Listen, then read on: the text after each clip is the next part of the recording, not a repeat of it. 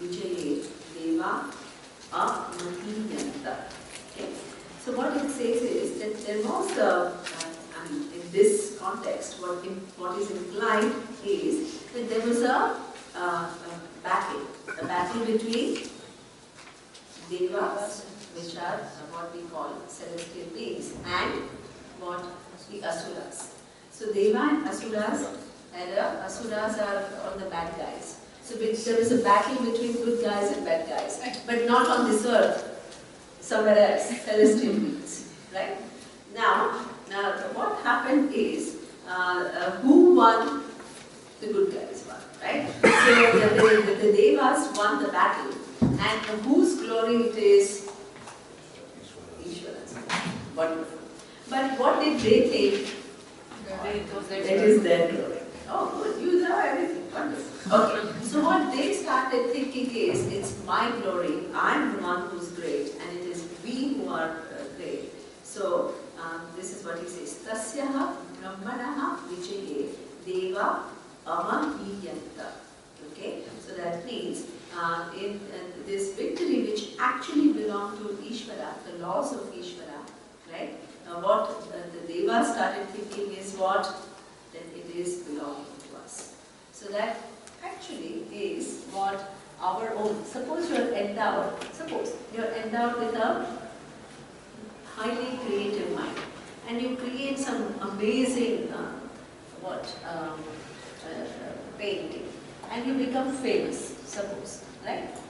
You become really well known, and what will you start thinking? All these talents belong to me, and that's why there is arrogance which sets in. You start thinking, and then you create this whole thing of what, that I'm cool, I'm very accomplished, I'm a great artist, or whatever. But when that happens, what we forget is what?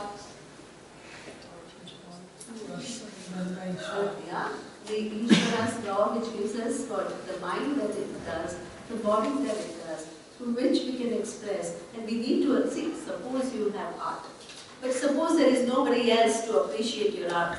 Where is your face? You need others to validate you, to make you famous, right? So that means not only you need your skills and talents, but you also need appreciation of others. So upon so many things depends your success. But you start thinking that the success belongs to me, right? So this is what also happened to not only people on earth, but also people who are celestial beings. So now, okay.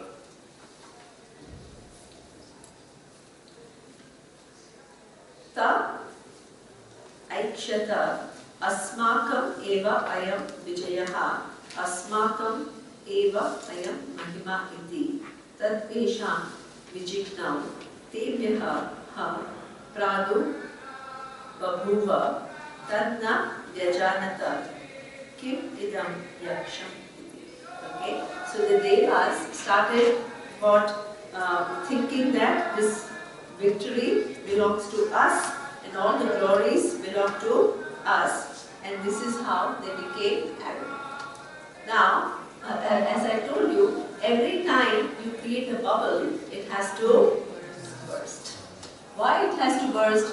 Because it doesn't, what you understand is not in keeping with what the reality is.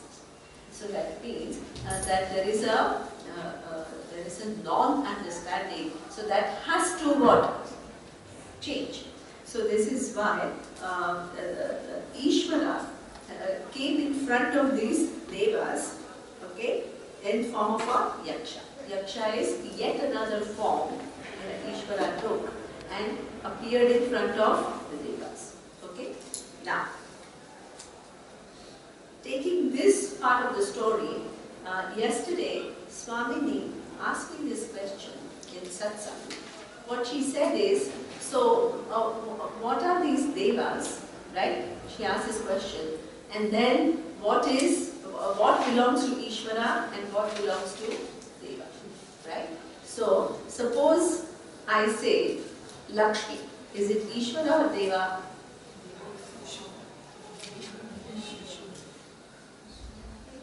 Deva. Ishwara. It's one of it's one. Ishwar is above.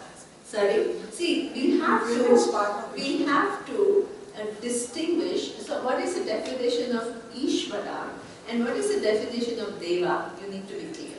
Ishwara includes the asuras as well. No. Wonderful. Okay, super. Wonderful. Did you hear her answer? Yeah. Ishvara, superb. Ishvara includes Deva as well as Asuras. That is the definition of Ishvara. Right? In whose presence the Dvandva appears. One which is opposed to the other.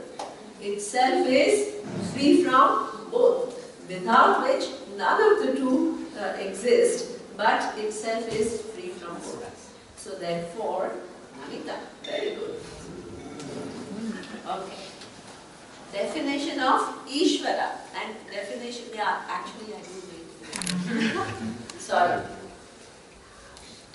Because otherwise what will happen is, we have all these terminology and we don't know what we are talking about. We lose sight of things. So it's very important to understand and to define it properly. This is why somebody was saying, in the Indian culture we come with all these devas, we have the term, in Gujarati we have this term Dev, right? And then Ishwar, we have all these terms. And then we have all these names, so we are familiar with that. But we are not familiar with what is what. So then it gives us a semblance of knowing, but there is one big khichdi out there. So you need to, please don't have this whole big thing, oh yeah, we Indians, we come from this culture, we know it. Hey, we know it in a very superficial manner. We just have names with us, and with that understanding which actually don't represent exactly what needs to be. So therefore, we need to, when you study Vedanta, we don't go on with loose terminology. We have to define it accurately, so our understanding becomes clear. Right? When you use your own language and normal nomenclature, you can continue to use the way you use, but in Vedanta class you need to understand. Okay? So, the Ishvara, the definition of Ishvara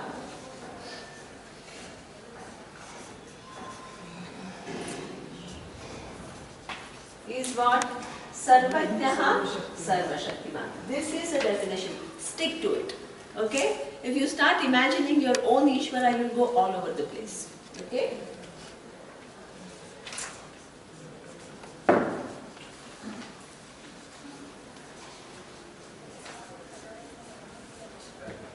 When we talk about Deva, what are we talking about?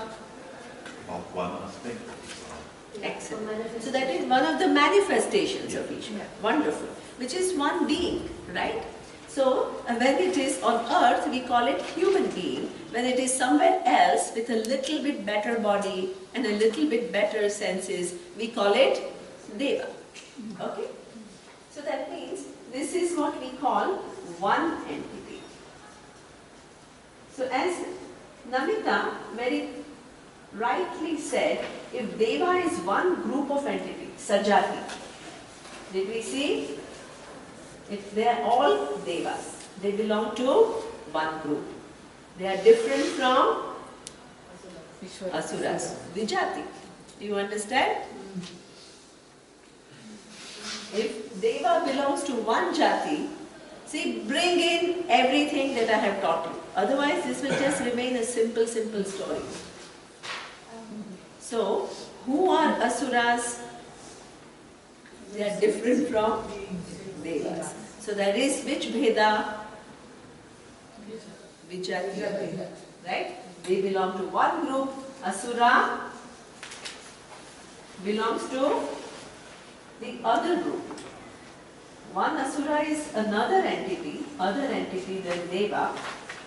And as a group, Deva as a Jati, one group, is different from Asura, which is, they are all Sajati, but between this and this there is a Bheda. What is a Bheda? Vijatiya Bheda. That means Deva is not Asura. Ishvara includes what? Both. Ishvara includes both. In whose presence all this takes place. Right? As we saw in the previous class, I think previous class got a lot of people thinking, right? And because that whole relationship between attributes as they come, and at each level of organization, there is what? Gaining of further attributes, and that is made possible by the presence of knowledge and power. But knowledge and power itself remains free from attributes. Attributes that the objects gain. Okay? So that means at this level, Devas are exalted being and Asuras are what? Not so good. But Ishvara makes what? Both these forms possible, or both these groups possible, without itself being anything. Right? So now, let's come back. When I talk about, suppose, Lakshmi, does it belong to Ishvara or does it belong to Deva? Deva. Who said both? Okay, what do you mean? Lakshmi is a manifestation of Ishvara, but it is also part of Ishvara. So it depends on which way Depends you on the look at it vision. from, yeah? Okay, If you're wonderful. looking for- Wonderful. It actually depends upon how you look at the form. Generally, when we think about Lakshmi, we think about Lakshmi as a Deva, who is what? Distinct from us, and she is this person who is going to what? Distribute the goodies of resources to you. Right? So that means in that visualization, which is what is about, there is this Devi out there who is going to give me resources. I'm relating to that Lakshmi as Deva. Right? One celestial being which is going to give me. But what does Vedanta say? It's an aspect that all knowledge and all power is manifesting as so many different laws, right? One is when I see all knowledge and all power in terms of how the physical world is organized, I give it a name called what? Laws of physics. When I look at intelligence in form of how the plants are organized, what is the name I give? Huh? What? Water. If I study Ishvara, if I want to know how knowledge is manifesting in a human body, what is that knowledge? Anatomy or physiology. Right?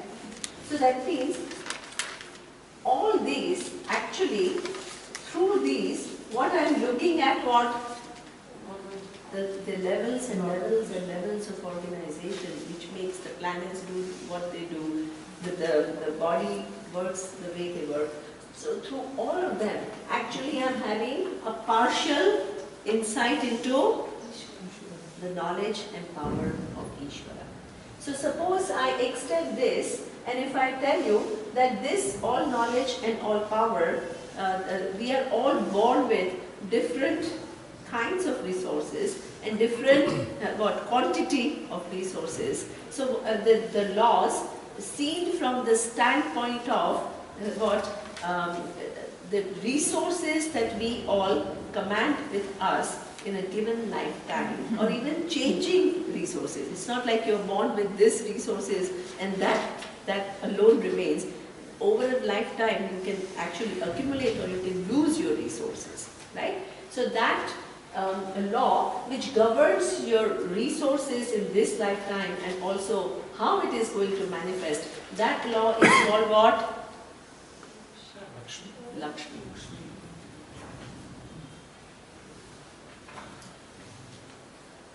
So, as Ruxandra said, if your understanding is limited, which is what, there is one entity out there called Lakshmi, you know, you have a representation of that Lakshmi, she is a female, she is sitting on a lotus, and then you suppose this you think is reality, then it is what?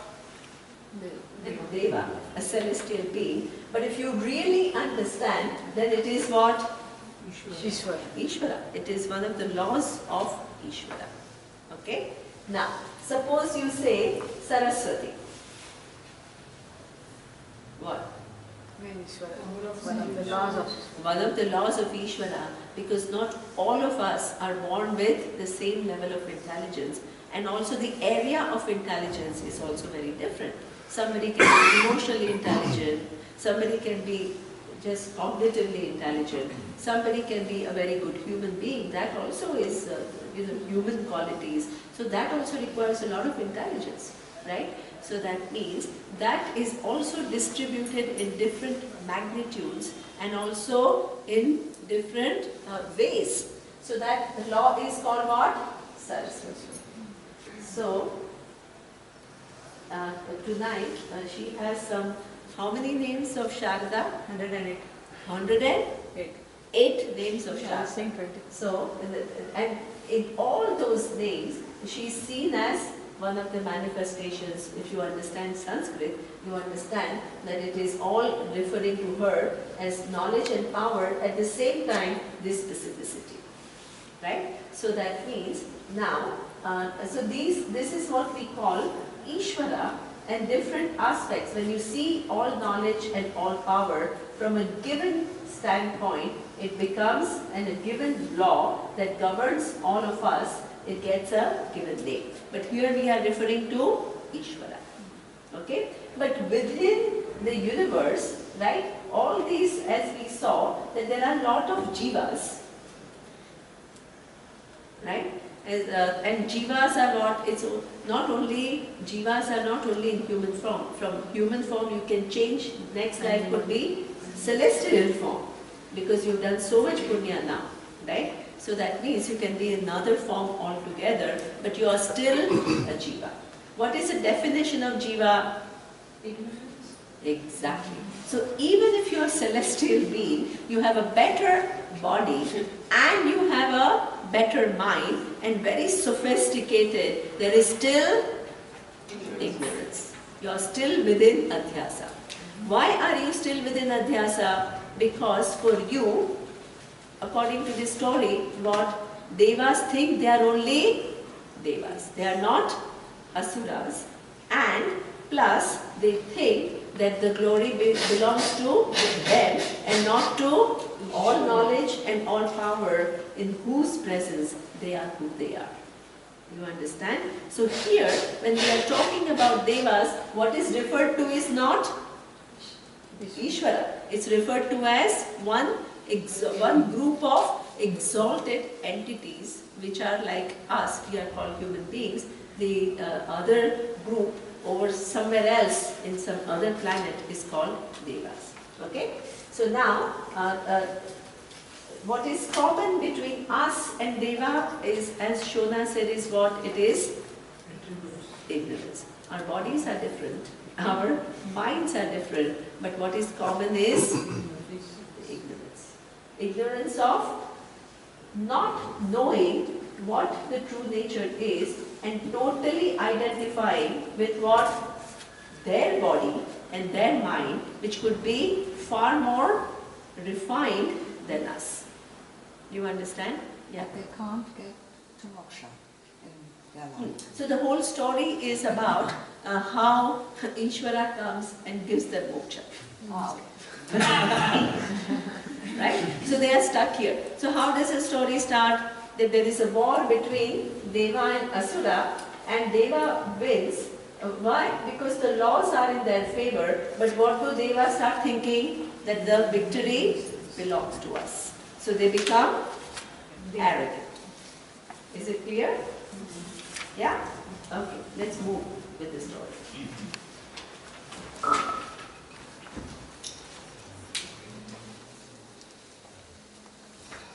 So now, in order to teach them a lesson, just as when we become too arrogant, something will happen which will make us ask questions. So for them also something happened.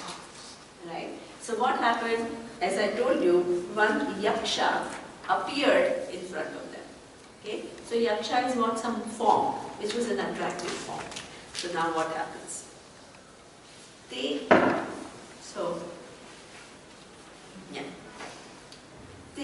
agnim abruvat etavaditi etat vijanihi kim idam yaksham iti tatha iti. So all these group of devas, who's the leader of devas according to the Vedas? Indra. Okay?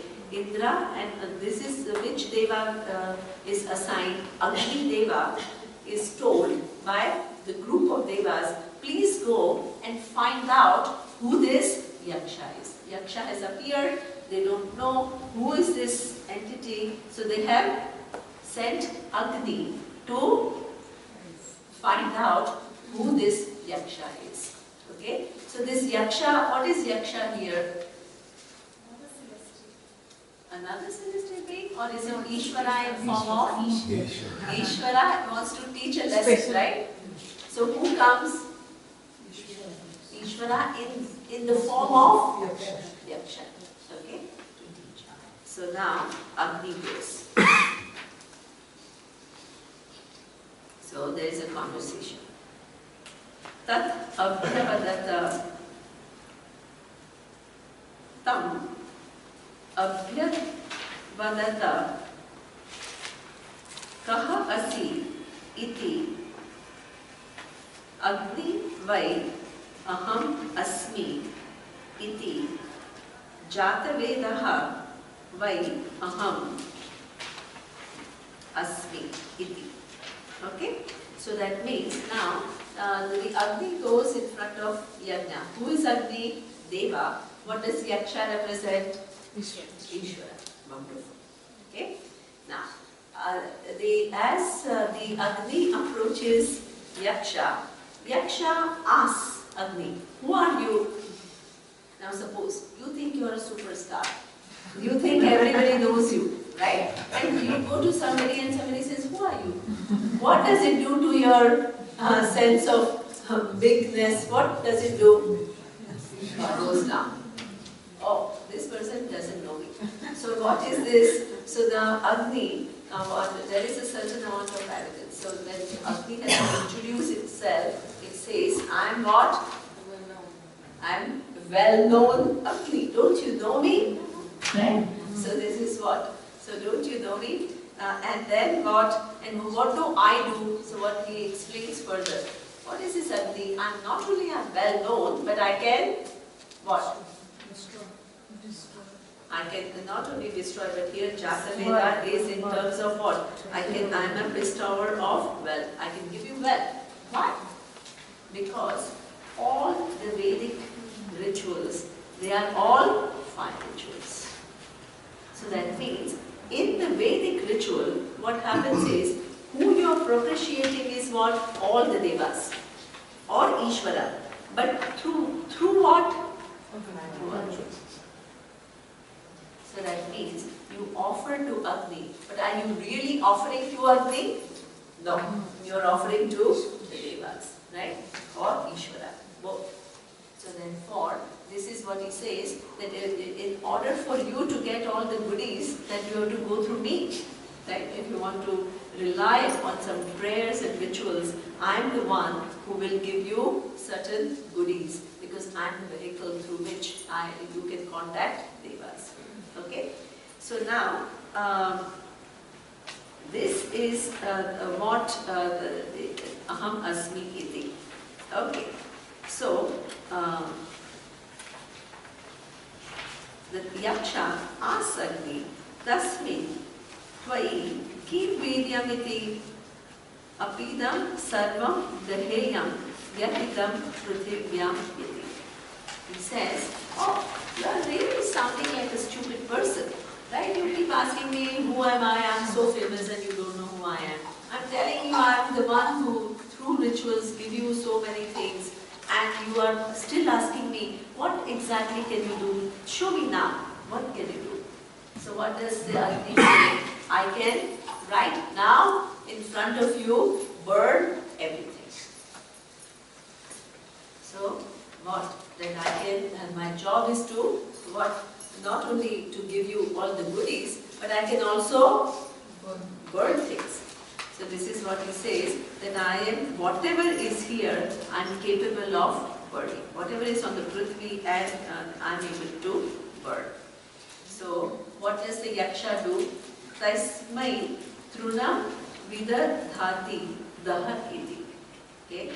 Tat upapreyaya sarva javena tadna shashaka dugdham sab tat eva nivavrute na etat dashakam vignato tat etat yaksham iti.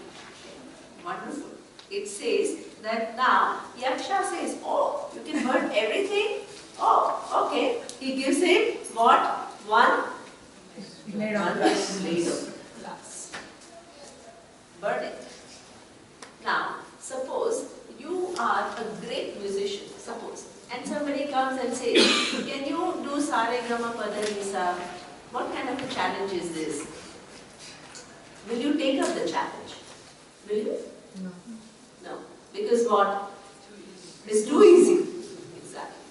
So that means why would Agni, which is what Agni is claiming that Agni is capable of burning everything, why is it taking up a challenge to burn one blade of grass? He doubts himself.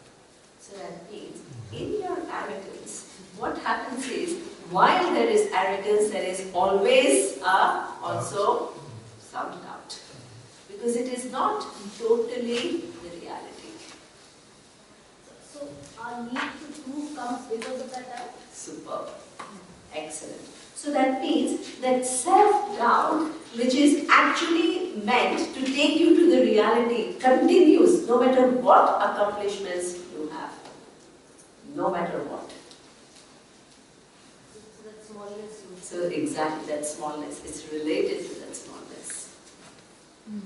Right? And this is why the more there is an element of self-doubt which wants us to prove everything to everyone else. It's interesting. This is a very deep psychology. It's not a small thing. Please don't take this story and just one little small, oh, there is a Yaksha and oh, there is this Agni. It shows a lot about human characters. No matter how accomplished you are, there is going to be a self-doubt. And as long as you have that self-doubt, your need to prove yourself to everyone else continues. And therefore, sometimes, even if the challenge is very silly, you want to take it up. Why do you want to take it up? Because you want to prove yourself to others. Yeah, Renali. Morning class you told me that if you are Vedanti, Yeah. you will know that you are small. Speck in this world. Then only you can call yourself, because awareness is so huge from in front of you. If you claim that you are small, then only you have understood yourself. I said the opposite. I said a little bit the opposite. I said the opposite. What I said is that every other problem, see, all of us think, see, the starting point of any pursuit, whether it is artha pursuit, which is, you want to get security, or it is kama pursuit, the pleasure, or dharma pursuit, or any pursuit in spiritual domain, it starts with one thing. That is what, I'm small, I'm not fulfilled. By getting this or that, I'm going to be fulfilled. Every pursuit starts what? Small. With the feeling of smallness.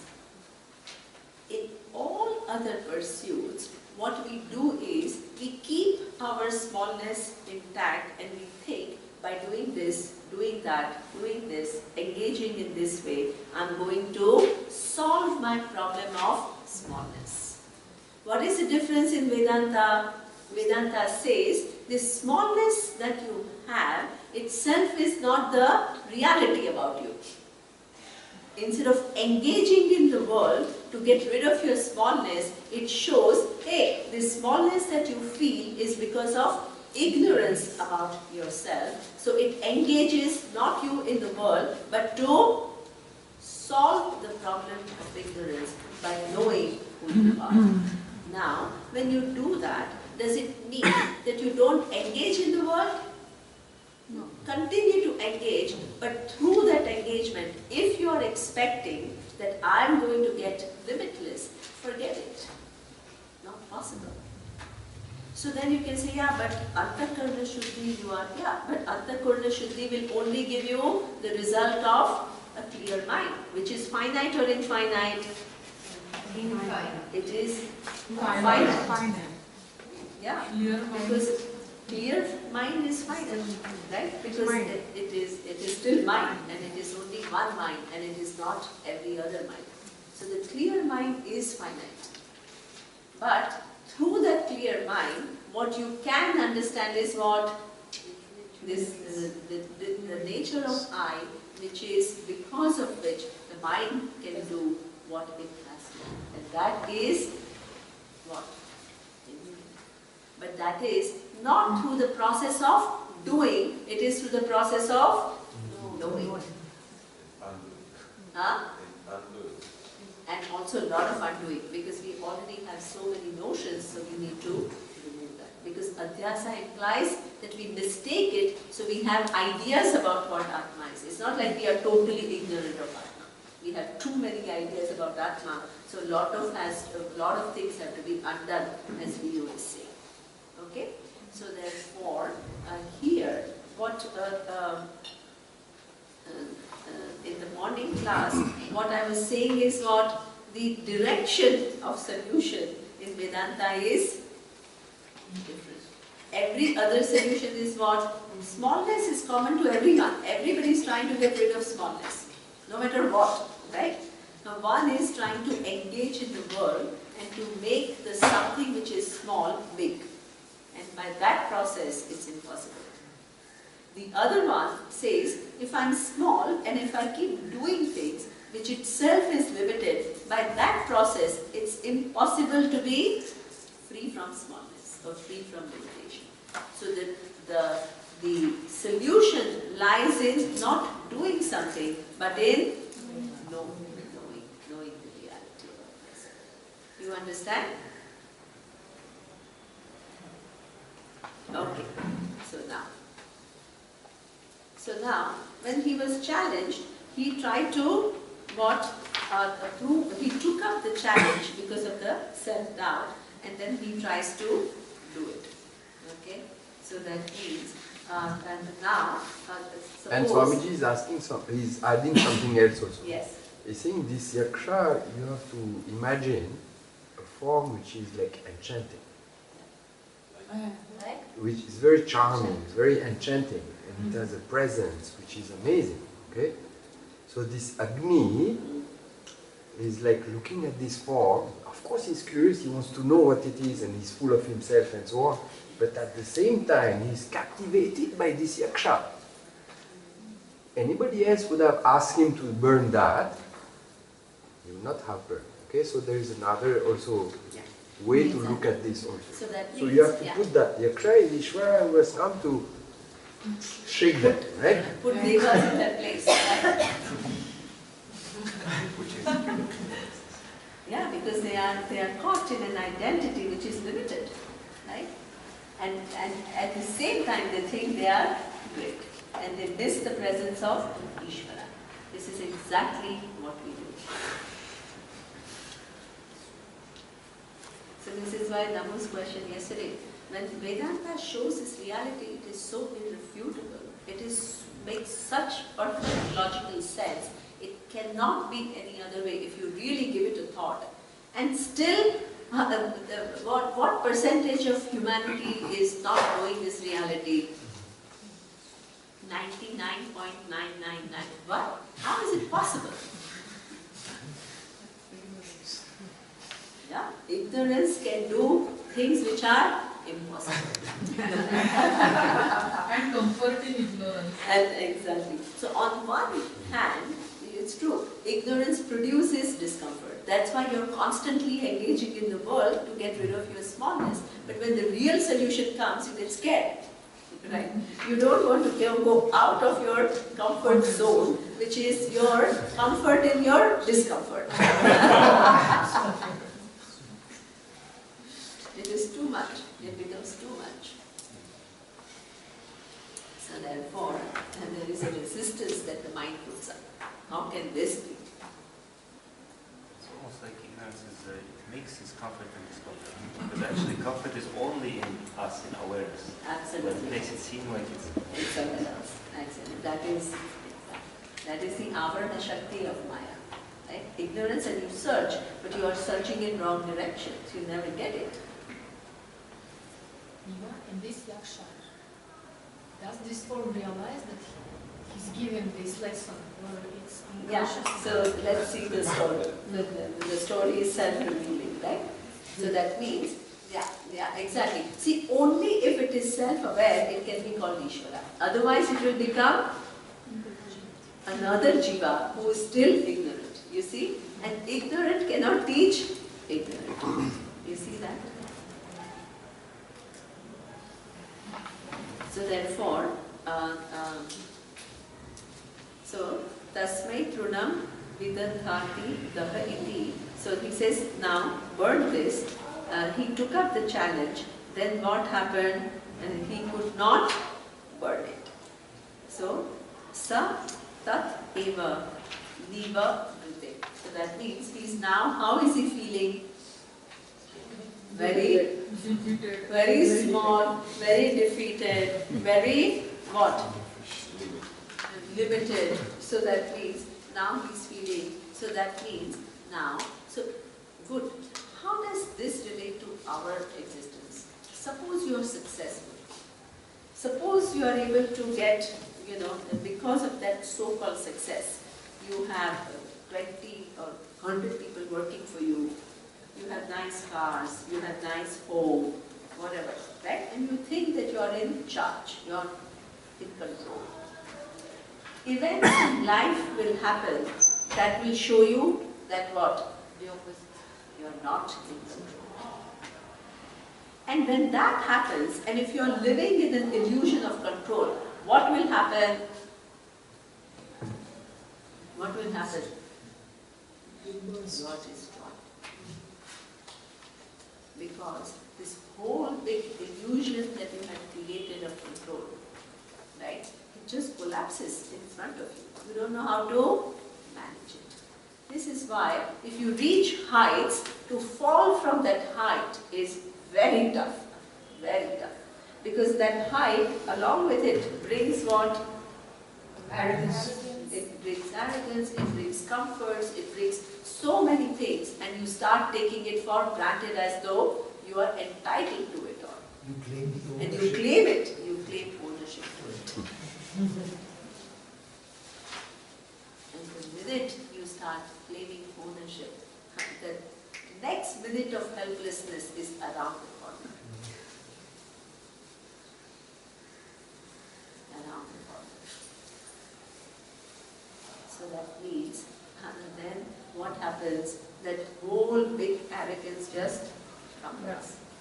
And then what? He didn't even stay there to say, hey, who are you? He felt so ashamed. He didn't stay on and say that, hey, how is it that I'm not able to burn, even though I'm so easily burning everything? All these questions were what? Not arising in his mind. Why? Because Agni felt exactly. So that means either when things crumble down, either what happens? Either you exactly. Either you look into it and try to see what is going on, or you fall apart. What happened in the case of Agni? Agni fell apart. Didn't even stay there. What? Totally retreated and went back to the Devas. And what is the Agni saying? that I could not figure out what na etat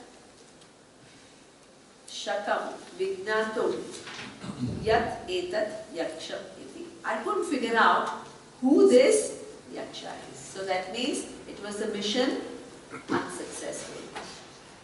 Right? So Agni was sent by the Devas to figure out who this yaksha is. Yaksha, as Surya is saying, is on one hand very enchanting, but on the other hand is a little challenging. And that challenge, Agni thought it was just a piece of cake. And then what happened? When all this, it was not possible, what will happen is what?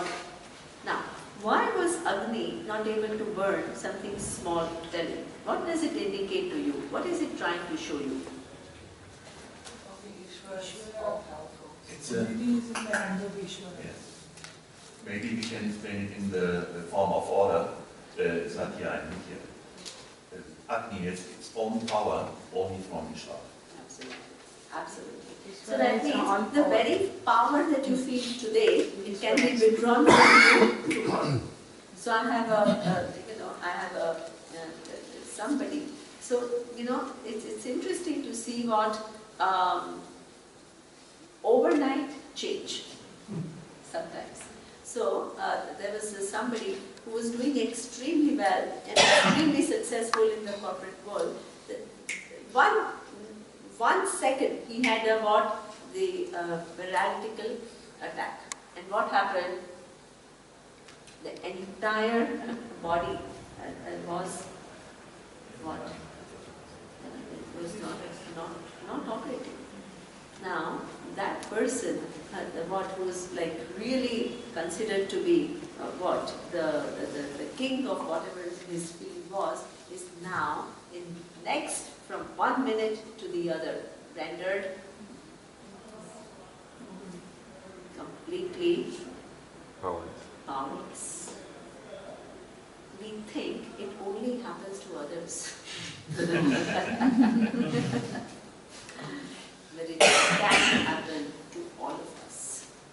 In degrees, different degrees.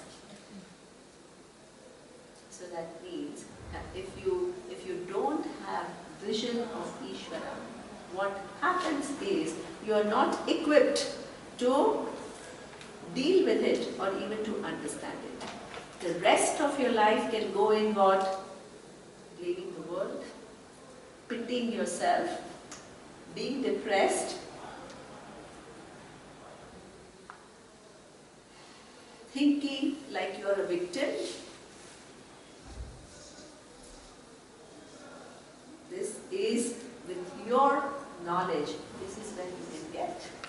Because if you don't have all knowledge and all power inside, what? You need to look for some reason why this happened to you. And you really can't find a reason. So therefore, this is a law of the jiva. You blow the balloon, you make it, bigger and bigger and bigger, then the air is too much for the balloon and it bursts. So therefore, it has to burst. So many hands up, Sajini, and foot. Okay, Sajini first. You just said that the power can be taken away. So I just want to language it differently from my understanding. It's not out of judgment, it's out of the artificial high and the law of dharma. Superb. Yes. Right? Absolutely. Absolutely. It's not like some wonderful. Yes. What Sajini is saying is, it's not like somehow some person is looking at Sajini and said, oh, now this is, let me take away. So, Ishvara is not a sadist. It's not like get some pleasure out of giving you a hard time. But the laws, right? If you have created a world of your own, which is not in keeping with the laws, then that will allow a little bit of, it will go on for a while. Ultimately, it becomes unsustainable. So even when you say it will go on for a while, as I understand, we will be getting feedback. We don't see it. We are not picking it up. Super. Excellent. Small feedbacks we receive, but we are so totally caught in our own world, then we are not able to see it and respond to it. Absolutely. Very good observation. Very good. Good. But this example means that if you are very successful, it's necessary to be thankful to Ishvara? Yes, it also means that. So you have always to be connected with Ishvara when you are successful. See, if you're connected to Ishvara, you can't go wrong. You can enjoy your success. It's not giving you a guilt, right? It's not really making you feel guilty that you're successful. But that success, if you don't see it in its proper light, then what happens is there is a certain tangential thinking that occurs, which is not in keeping with reality. Anytime you go away on tangent, which is not in keeping with reality, the universe is designed in a manner that it will bring you back to reality. This is wonderful. Yeah, it is wonderful, right? Take care. Huh? The universe take care. Yeah, universe takes care. It has its mechanisms, as Sajjani said. At first it gives you clues, but if you don't take it, then something a little bit bigger to shake you up. Right? Very good. It's a sense in everything. You had explained to us in class related to this that if you have a certain amount of intellect, like your Guruji had told you that you are intelligent, it's all right to accept it as a compliment, feel good about it, but also have gratitude for everyone who has contributed within your... Wonderful. Very good. I'm going to give this example. Now that you brought it up, I will give this example because it demonstrates really well what it means to kind of, what you own up your, it's not like you are this, oh, I'm nobody, oh, everything belongs to Ishvara. That's not what we are talking about. It's a proper perspective. I will explain. This is beautiful. I'm so happy you said it. So I'm just going to explain because I said in my class where Nandini comes that, and this is my example with reference to my teacher. So I have a curious mind and I have a reasonably logical mind. So every time Swamiji taught about something, I really went home and I really thought about it, right? I mean, just to get the ideas accurately and not just kind of fly with some Vedanta vision. So I would think, and obviously I would get stuck somewhere, obviously, right? Your mind cannot reach the final reality like that. So I would get stuck and I would ask him questions. So when I asked questions, he could figure out that these questions were not simple questions.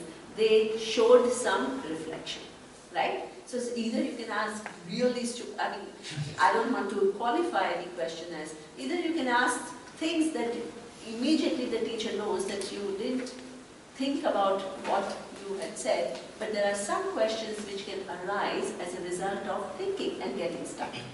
So several times I went to him and I asked questions which showed him that yes, I was confused, but that confusion was not superficial, it was after reasonably rigorous inquiry. So one day I went with such one question and he told me, you're really smart. So when somebody like your teacher tells you you're really smart, what at least my reaction was, oh no, not at all, where am I smart? What he told me is, why are you saying no? I don't tell everyone, but it is true. So why don't you own up your talents, your abilities, the skills that are given to you? Then the next question he said is, yeah, you may think that suppose you own up, you will become arrogant.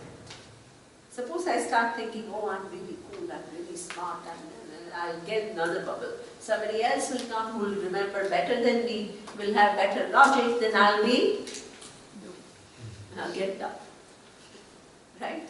So that means, he says, acknowledge all your talents, acknowledge, own them up, at the same time understand what two things. One is, how many people contributed for you to have the talents that you have, or to cultivate the talents that you were born with.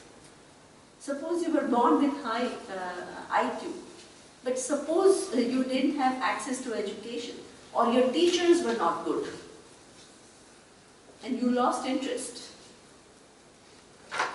Then this IQ that you are born with, which is a gift, what is not given further what? Expression, further development. So that means your teachers contributed to you being who you are. Your parents, what? Didn't sleep for so many nights just for you to survive. Then your friends helped, your colleagues helped. So many people have contributed for you being who you are. And all of us work within possibilities of Ishvara. Suppose you own up your talents, at the same time give due credit to everybody around you and also recognize Ishvara, will you become arrogant? No. So neither you are into this, oh I'm selfless, oh I'm nobody, that we don't want. You own up, you be grateful and see others' contribution. Then what happens? Every achievement of yours you can enjoy. It's not downplaying your achievements. It is putting your achievements in perspective. There are two totally different things. One is downplaying. Downplaying means you don't even acknowledge what all you have.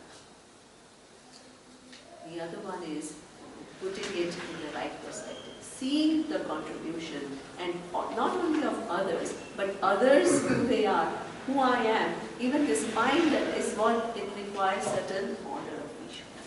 Then your mind is alive. It's not in denial, artificial denial. So Swamiji always used to make fun. He says, you don't want to be this humble, simple person that everybody can walk all over you. You don't want to be that person. You want to be this person of strength that people think, hey, yeah, like how Surya said, yaksha, enchanting. Enchanting out of, yeah, you're not just somebody that like people can just walk all over you. You're enchanting, but it is, that enchanting is not out of arrogance, it is out of inner strength and understanding. That is the person you want to be. Only then you can be source of inspiration.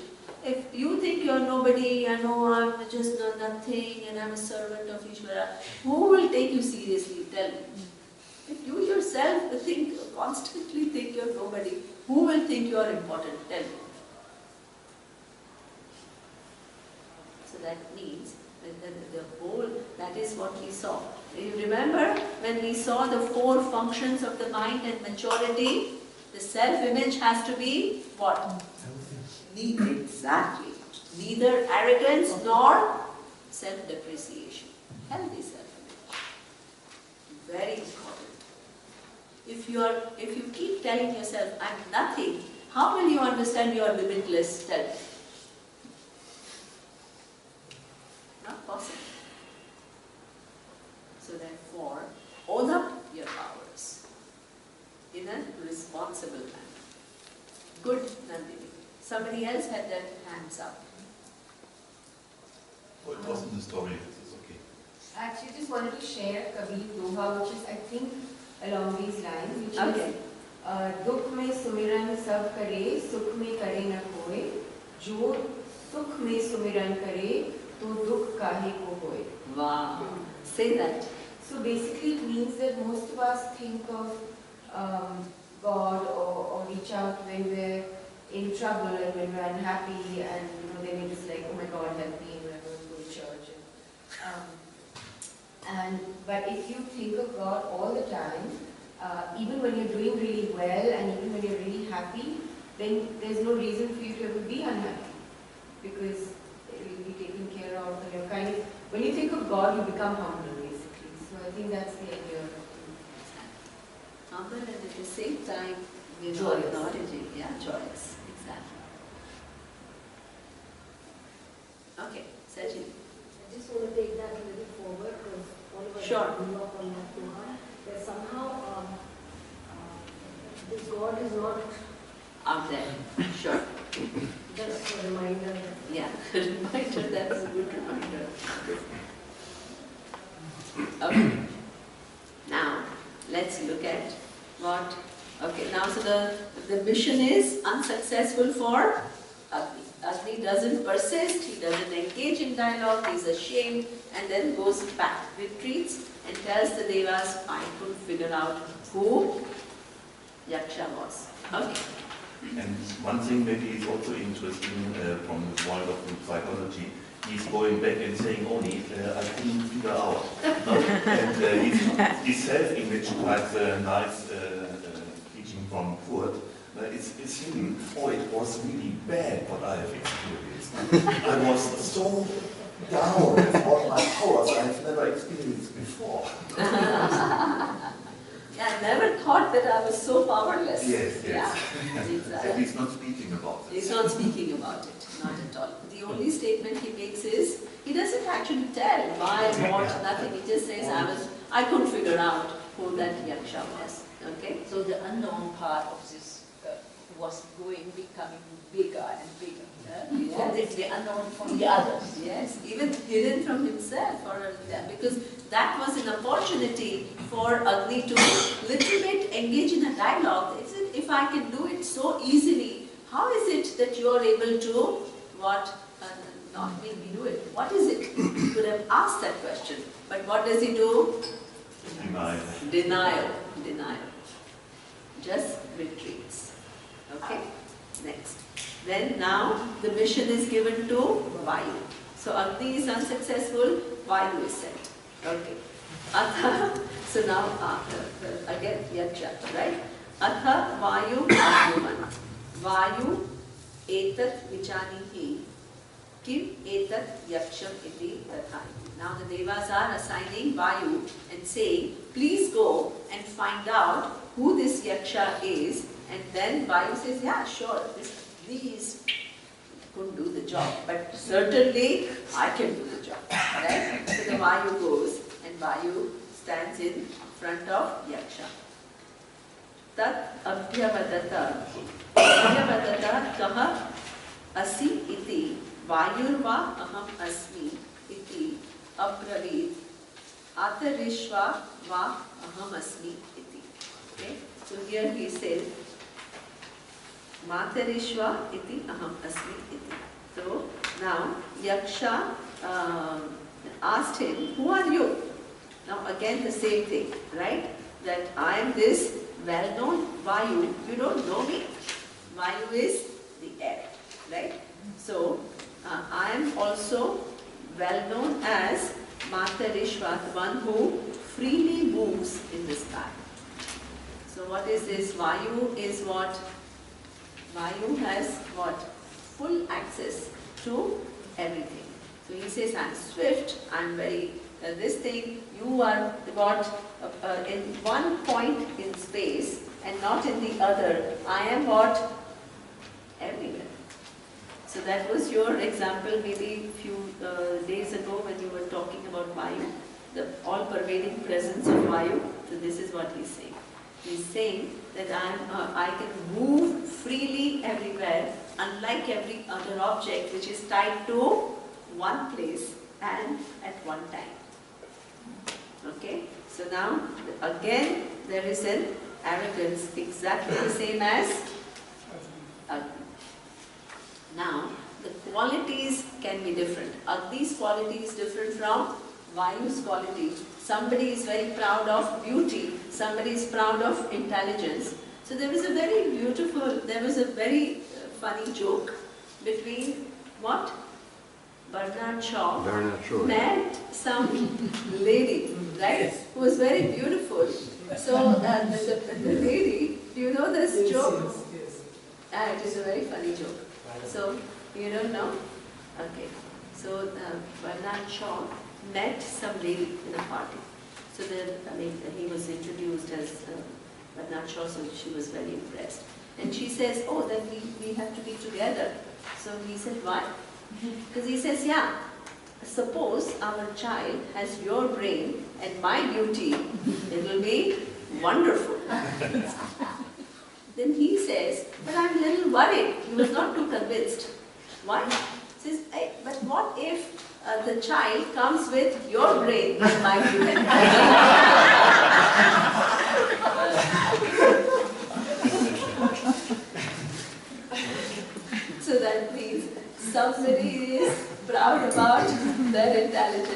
Somebody is proud about their beauty. Somebody is proud about their wealth. Somebody is proud about, whatever. Anything. You can be different kinds and different degrees of pride, born of ignorance. So therefore, now Vayu also has ignorance, but a different type of ignorance and different kinds of qualities. Okay? What Agni can do, Vayu cannot do, and what Vayu can do, Agni cannot do. So that he says, now again the Yaksha asks, Tasmin Tvai Kim Viryam, what is your speciality? Now you tell me, what can you do? Right? Sarvam Adadiya Yatidam Prithivya Iti. That's what? I can what? I can take, I am the god of strength, and what I have, what? I can lift all this which is upon the earth. What does it mean? That the same Vayu can what become a hurricane, it can become what? What are those things called, Surya? Reunion, tornado, cyclones. So you can have, and at that time, Vayu, which is so benign, shows its strength. And what does it do? It uproots everything.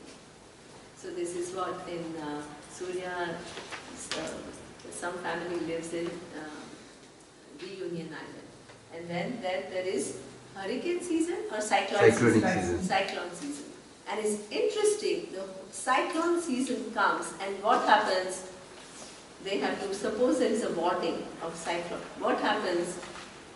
They have to, they have to put all the glasses have to be covered, everything has to be shut. It is quite scary. The markets close, everything, because you go out and you start flying. It's 200 kilometers per hour, 250. You are really lifted, I mean you are carried by the force of the wind, like what Vayu is saying. Yeah.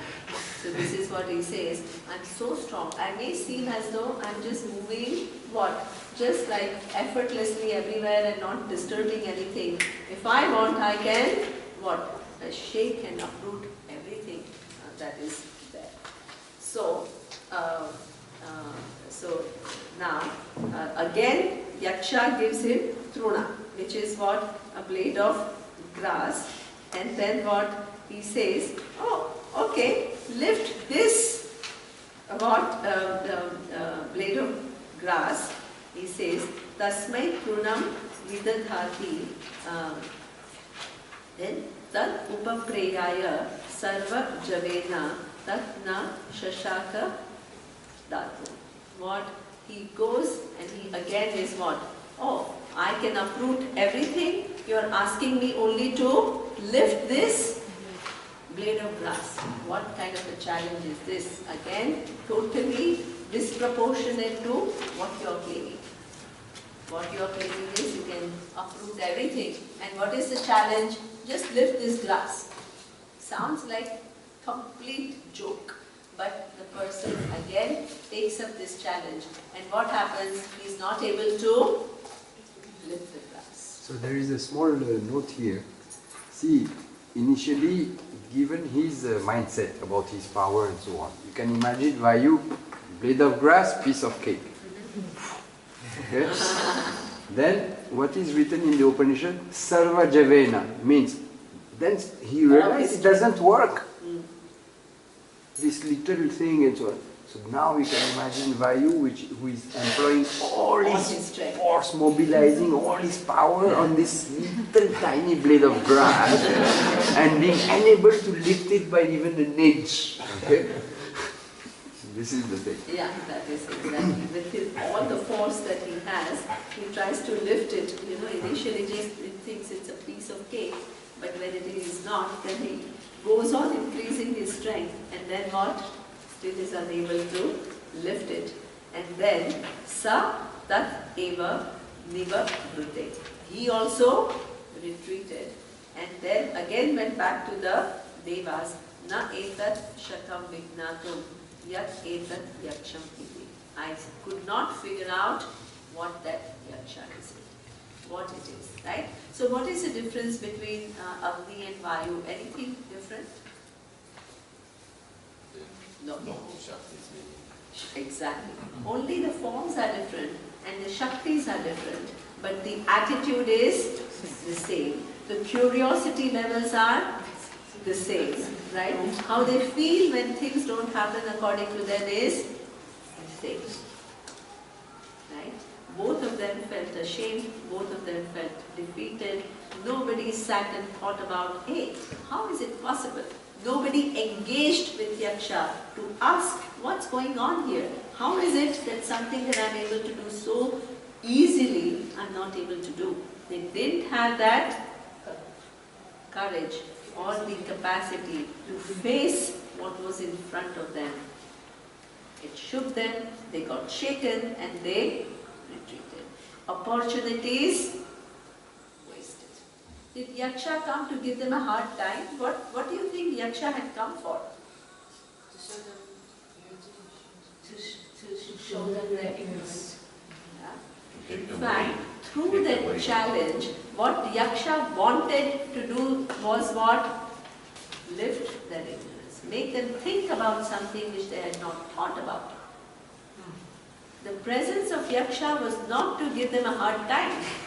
The presence of Yaksha was to make them see that their position, what they think that if everything belongs to them, is a position of ignorance. The Yaksha's presence was for what? Enabling them to remove the ignorance. Did they use that opportunity? No. They didn't use that opportunity. So that means opportunities come. Just as Sanjeevi said, the indications come, we don't take up, and every day, one day, all of a sudden, everything crashes. Same thing. There are, at every point, you're given an opportunity to remove your ignorance. We never take the clues. But maybe sometimes in this case it's not possible. If you are defeated like this, you are stopped in such a way that you cannot figure out anymore. So you have to wait a little bit and then maybe they are... Like what it kind of, sorry, it requires, okay, so that's interesting. What Tibor is saying is lack of growth can make you what, suppose you were a mature person, even though it completely shakes you, what will happen? You should ask why it happened. Why? You will see. I have a real life example of that, and that's a very, very good intervention. What he's saying is that, I mean, it can be such a shock, like Carl is saying, and either that shock can lead you to complete down when you're not even ready for any questioning or answer or curiosity, because that impact of that shock is so intense that you're not ready for it. But suppose that person has maturity, then what happens? Yes, there is this feeling, but then what? That actually gives an impetus for you to find the answer. So I want to give an example, which is it's a true example, and I'm myself amazed. Okay, so in Bombay I give classes, and once somebody brought somebody who had lost her young son. So now, can you imagine what is the state of this person when they come to the class? Destroyed like Agni and Vayu here, right?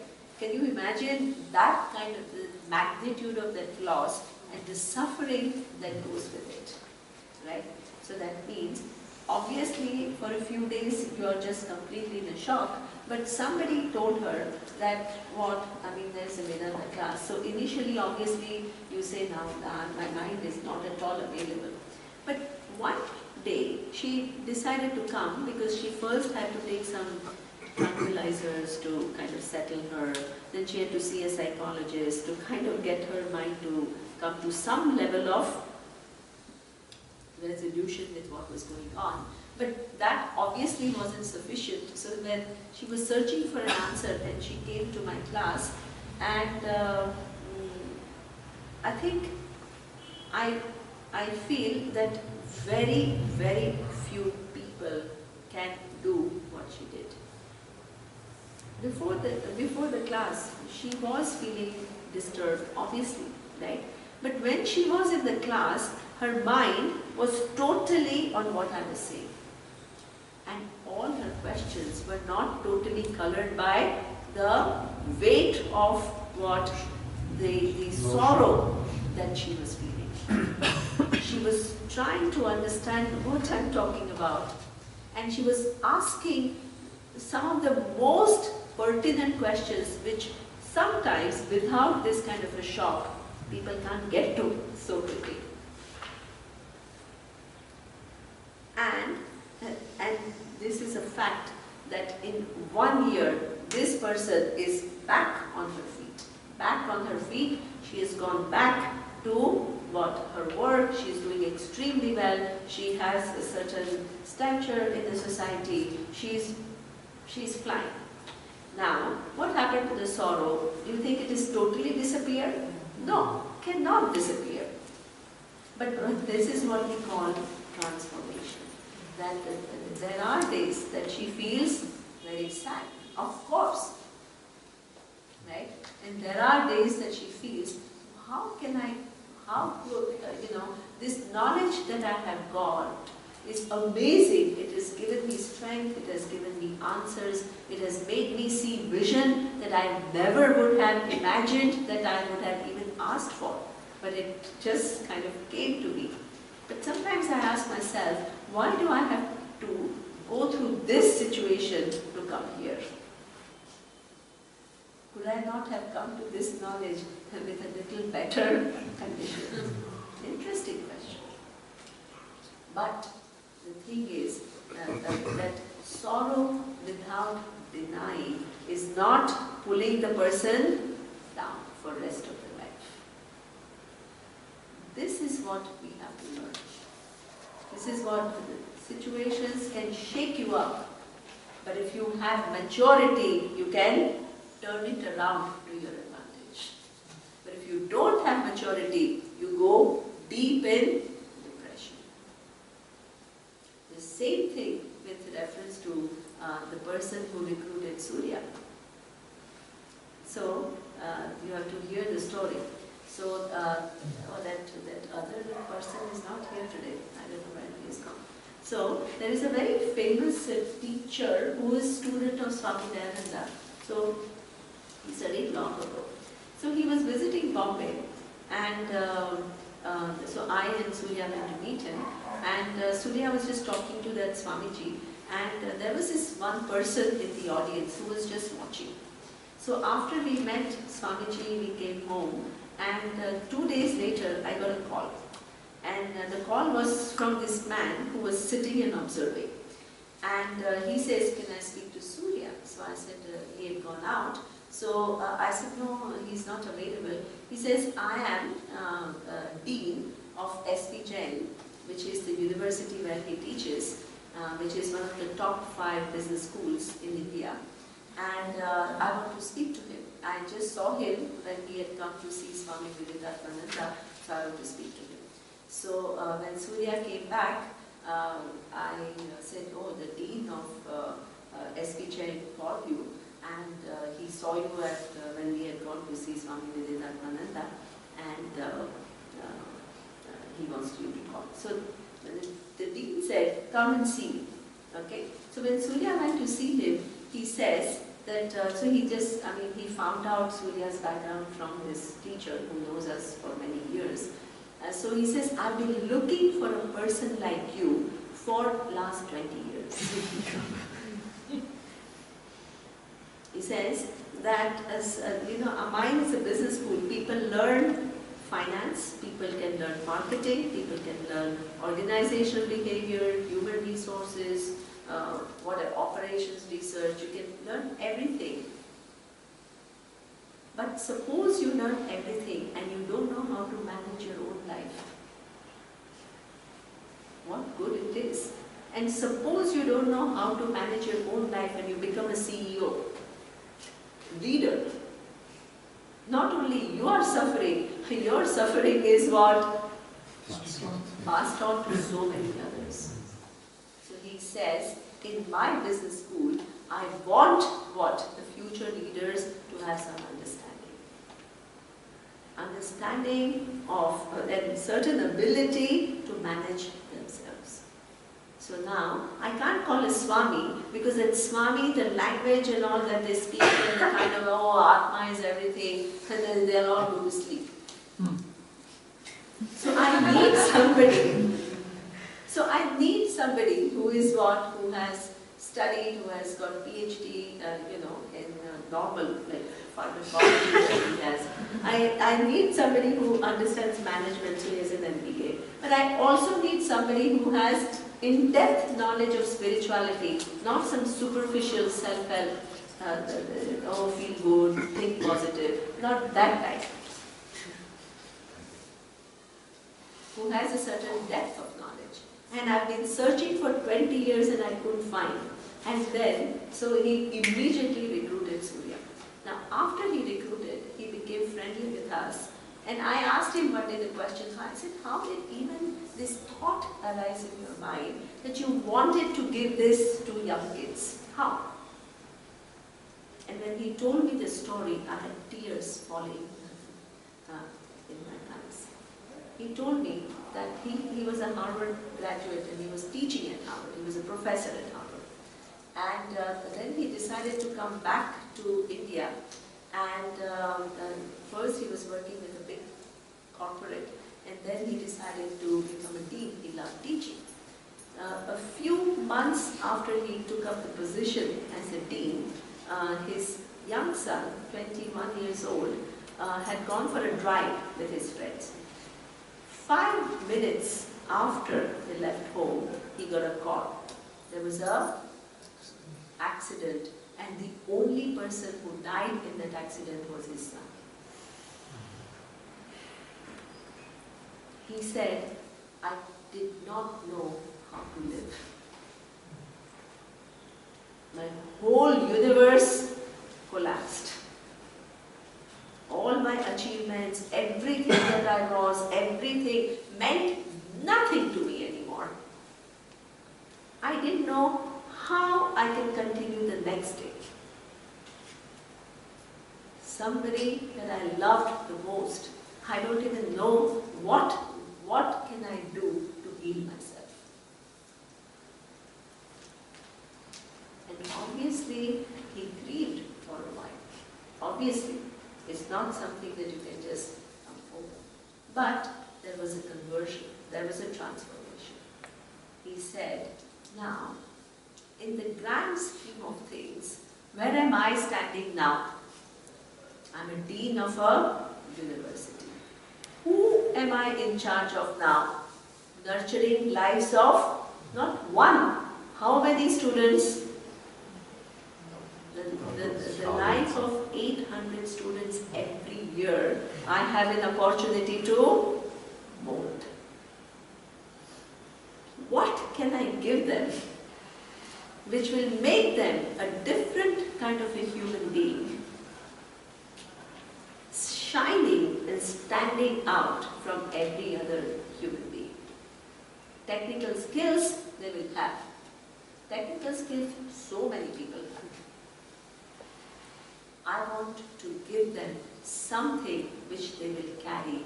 Through them, I will, through the nourishing of these kids who are coming to me year after year in this huge batch, bright, smart kids, I'm going to give them this vision. He started searching. Who is capable of giving a certain perspective, which is a healthy perspective, not nonsensical perspective? And that's when he found my teacher. He was outstanding, and his student is also very, very good. So he approached that teacher, and he says, of course, he has his own big ashram in India and all that, so he can't come as a professor. But he used to come and give seminar classes once a year. He started giving seminar classes, and rest of the year, the dean himself used to put clips, of that class and have a group discussion. And he continued like that till he found Surya. And he says, from today onwards, you take it forward. So that means, when I saw this person, of course he missed his son, obviously. And he told me one more thing. He says, Surya reminds me of my son. So that means this memory, and that he said I have a special affection for him because he reminds me of my son. The memory can never be erased. But with that memory, what do? Either you can sit depressed for the rest of your life, ask yourself why this happened to me, and go in a downward spiral and keep thinking you're a victim and be angry with the world, or you can transform it. Transform it to change lives of thousands and thousands and thousands of students. What you do with your life is in your hand. Prarabdha will give you situations. You don't know what is going to come tomorrow. But you have that ability. You have the power. But you need to have the growth in order for that conversion. The conversion is a potential. Whether you collapse that potential or not is entirely in your hand. So, Agni and Vayu, the ego crushed, shocked, and then what? Retreated. Didn't invest, did not stand there and inquire, engage a little bit. The whole purpose of Yaksha being there was defeated. Why? Not because the Yaksha was very much present. The entities could not take advantage of the knowledge. Opportunities lost. Indra is a little smarter. So we will find out what Indra did tomorrow.